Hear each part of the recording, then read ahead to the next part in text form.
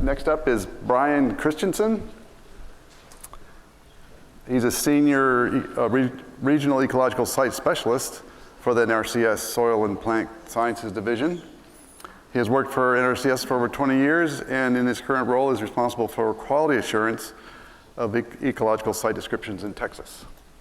Thank you.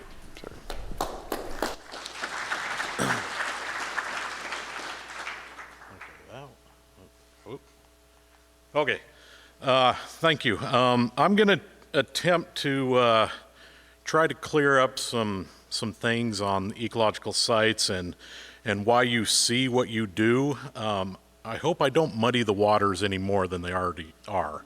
But we're going to start with a little bit of history of how we got where we're at today, and kind of where we're going, and then some potential uses of the ecological site descriptions. So all ecological site descriptions, as we know them today, were born in rangeland. There are some newer non-rangeland ecological sites, but the concept was born in rangeland. And it was Dijksterhuis back in the late 40s that introduced the concept, the framework for the range site descriptions that were developed for the western United States. So up until about, 10-ish years ago, there were no ecological site descriptions east of the Mississippi River. None, zero. There are a few now. So the range site descriptions were used by the Soil Conservation Service for many years for planning on rangelands. In the mid to late 1990s, there was a shift, and we no longer called them range sites anymore, and we put them into a new fancy document called Ecological Site Descriptions. At that point in time, not much changed. The look of them changed. The information was largely the same. Moving through history, the Ecological Site Information System was developed to house these things. The original documentation that NRCS refers to as 417s and Woods 5s, they're the form numbers that the range conservationists, range specialists, and soil scientists collected while they were out mapping soils, were, if they were entered into ESIS, they are now rolled over into the NASA's database. This didn't happen everywhere. Texas did a good job of putting all of that information into ESIS, so that historic information is still readily accessible through the NASA's database. Not for public consumption, though, unfortunately. So when we get into the 2000s, Chief Dave White signed a decision memo to accelerate ecological site work by NRCS. And from that came another decision memo to create the National Ecological Site Team. The National Ecological Site Team is co-located, or had been co-located, with the Jornada Experiment Station in Las Cruces, New Mexico, but they are part of the National Soil Survey Center in Lincoln, Nebraska. So they're the kind of the administrative arm for the entire country. The current national leader for ecological sites is in Alaska, so he's having to travel a lot, but anyway, so that decision memo came out, the National Ecological Site Team became a thing, and a national instruction came out of that to develop and publish provisional ecological sites for the entire country. And we had a pretty short time frame to do that in. It was supposed to be completed by 2020. There are still some parts of the country that are still working on that, but basically what it entailed is you have a provisional site concept, You didn't necessarily need all of the interpretations. You had to have a working state and transition model. It didn't have to be completely fleshed out, but the concept needed to be created, and then that ecological site, that provisional ecological site, needed to be linked to a map unit component in NASAS. Most of the country has done that. There are still little pockets that are pretty unique and have low staff, and anyway, whatever situation, there are some that still exist. Moving forward, we have another national instruction that came out this year that is aimed to verify with field documentation those provisional ecological sites to make sure that the concept is solid and the state and transition model actually works. In Texas, for the most part, the ecological site descriptions that you see in the EDIT database, which stands for the Ecosystem Dynamic Interpretive Tool, which replaced ESIS, what you see there is has some baggage because they came from the old range sites, and the old range sites were very grazing centric. So to kind of address the question that Charles got, not everything has been described. So that particular situation has never been recorded in an ecological site description. And we know that's a problem, and we know it's all over the place. We missed a lot of things because they were very grazing centric. Moving forward, we're going to attempt to fix that. It's going to take some time. Other things that we will try to incorporate are things like climate change. And when I say climate change, we're not predicting what's going to happen. It's a description of what we know has happened and could potentially happen again. For example, prolonged drought periods, high intensity, short duration rainfall events, those sorts of things, and how those weather events interact with soil and plants and management strategies. So other things, organizing ecosystem service interpretations. By and large, the interpretations that you see in an ecological site today are grazing interpretations. That is going to be expanded on, and we will try to address any interpretation that anybody wants. We just need to know what it is. So that's kind of the long and the short of the history, and here's just kind of a timeline of how things evolved, from almost a plant association to including the soils, and then we're adding in some additional hierarchy things like the land resource unit concept, which is a break between the ecological site and the major land resource area.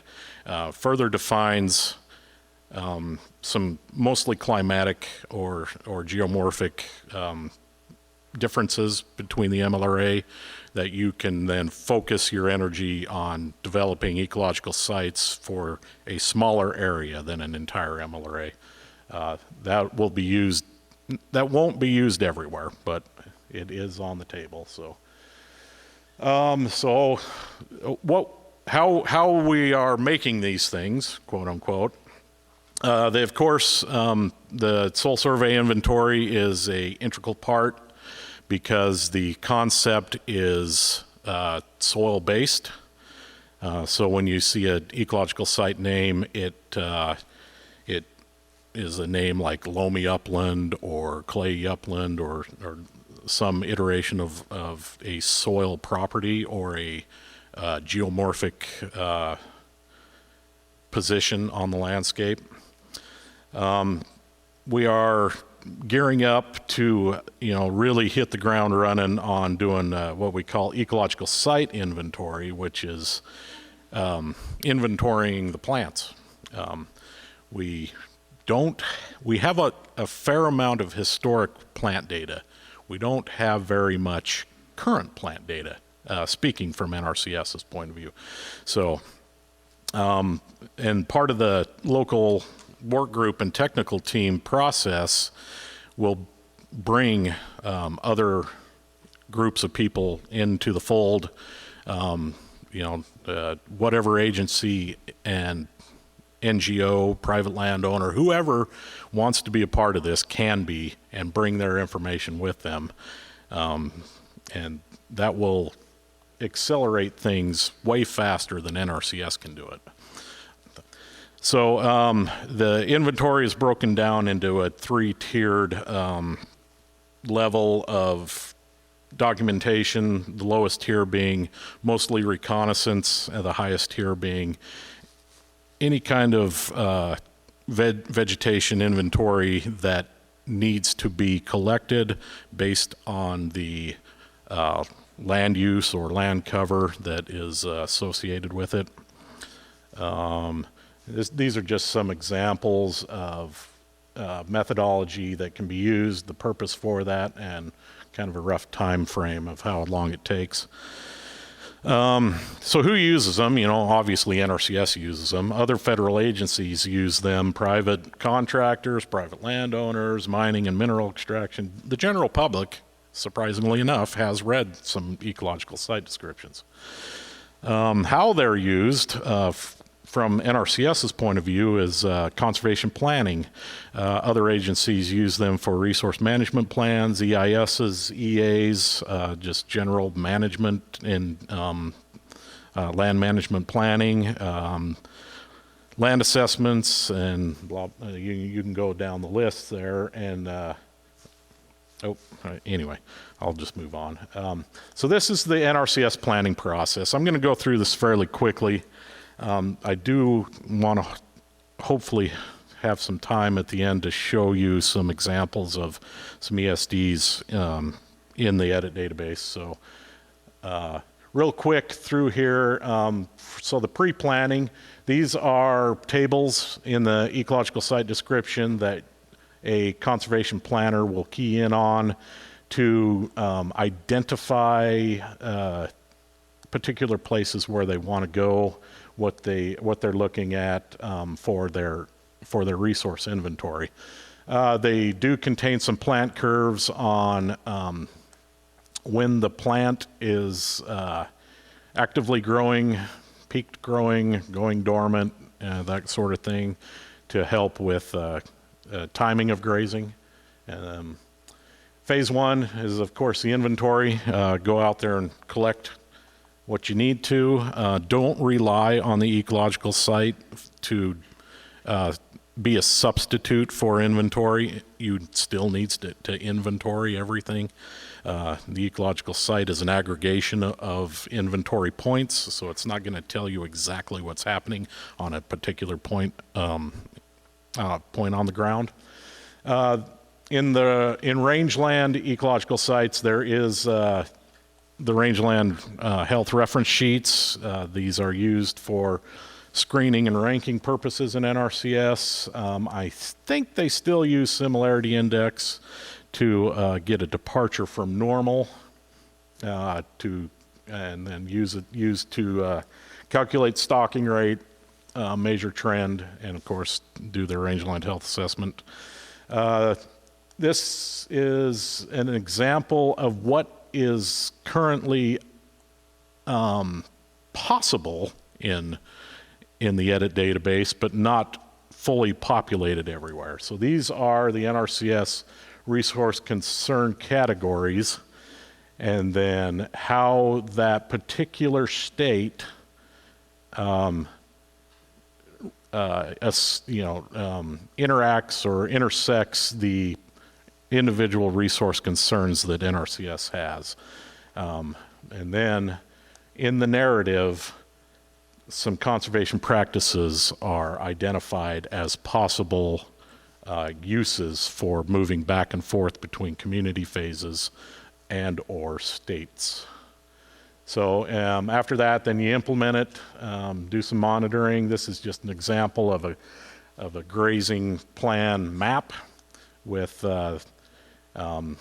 these soils are complexed, so there are 3 major map unit components in here, and they're identified by percentage there. This number down here is the similarity index based on the inventory the conservation planner did, and so that other things that you can use this for potentially are planting and reclamation seeding recommendations. This is from the rangeland hydrology and erosion model, which is a tool outside of the ecological site descriptions. But what we did here with this one is we took the ecological site, ran the REM model based on the plant communities within that, and got an erosional model for individual community phases within the ecological site. And this was on Forest Service land. They were interested in surface erosion potential from grazing impacts. So that is another source of another thing that you can do with ecological sites with an outside tool. Here is the link to the ecological or the ecosystem dynamic tool where all the ecological sites are housed, and this is a link to the REM tool. I just wanted to show this. This is not available for public consumption, but it is something that NRCS is using to aid in developing grazing plans. The Grazing Land Resource Analysis System, commonly referred to as GRASS. It is, I think it's mostly usable, but still kind of in the development stage. So you might hear NRCS folks talk about it, but I just wanted to show that to you. Do I have time to do that? I don't know if you can hear me. I'll talk louder. How do I do this?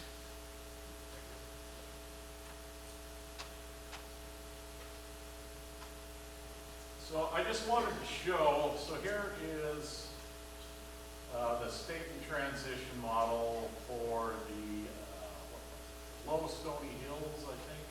Somebody brought it up in a presentation yesterday, so I wanted to bring it up as it looks today in edit.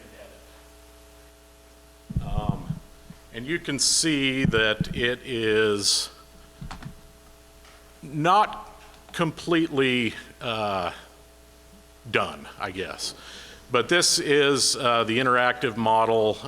In edit, if you use it on your phone, you can take it with you in the field. It will use your location to identify what map unit component you're on, what ecological site you're on, such and so on and so forth. And then you can, these are hyperlinked, so that it'll take you to the particular state or community phase you're interested in. So I just wanted to show this and then show an example of a more updated ecological site with different land uses. That's the term we're using right now. So in the traditional sense of this ecological site, it is natively rangeland. So you have a rangeland set of states and community phases. You also have a pasture land set of states and community phases if the native rangeland was broke out into pasture. And there is a little bit of cropland in this, so there is a cropland land use that also has a different set of states and community phases. Here is the example of the resource concerns in the states. And if you drill down into that, well, it's kind of a the layout of this isn't ideal for, finding things quickly.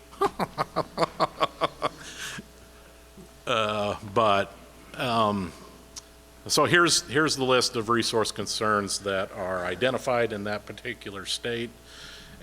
Doesn't mean that they're applicable for every plant community, but in some form or fashion, they are applicable for the state.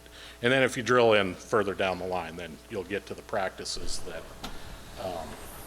you could potentially use for restoration or whatever you're after.